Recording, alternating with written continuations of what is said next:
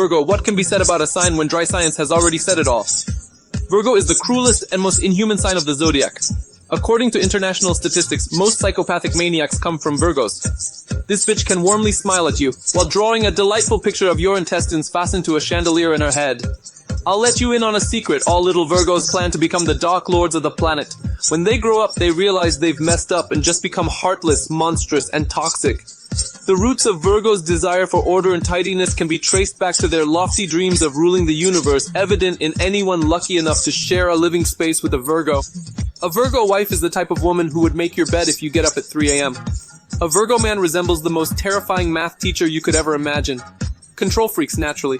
They keep to routines, even for intimate relations, believing that order should pervade every aspect of life. They seldom explain their actions to anyone, the result of a childhood-nurtured megalomania. Nevertheless, they can swing to the other extreme, scarcely revealing anything about themselves. She puts pressure on you, and generally this woman tends to act like a victim and innocent lamb every single day, which is enormously irritating to those around her. Generally speaking, she likes to play with the emotions of her loved ones to draw attention and sympathy in public. Interestingly, she usually believes in her own sufferings, which eventually causes her physical sickness and decline. She proves to be useful in day-to-day life because she's able to handle and manage a lot of different tasks. She learned these skills while she was planning to become a Dark Lord.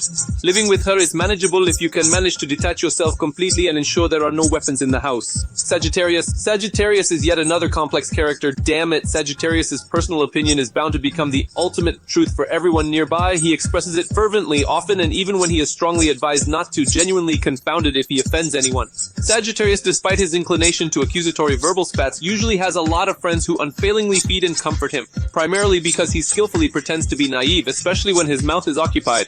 In general, Sagittarius is a very lucky sign in life, which somewhat compensates for his constant lack of money. Sagittarius just can't stop himself, always telling everyone the unsweetened truth, hence he tends to get into fights often, prone to all forms of substance addiction as well as to religious fanaticism, which is essentially the same. He is kind-hearted, but it's hard to see it immediately. Fish.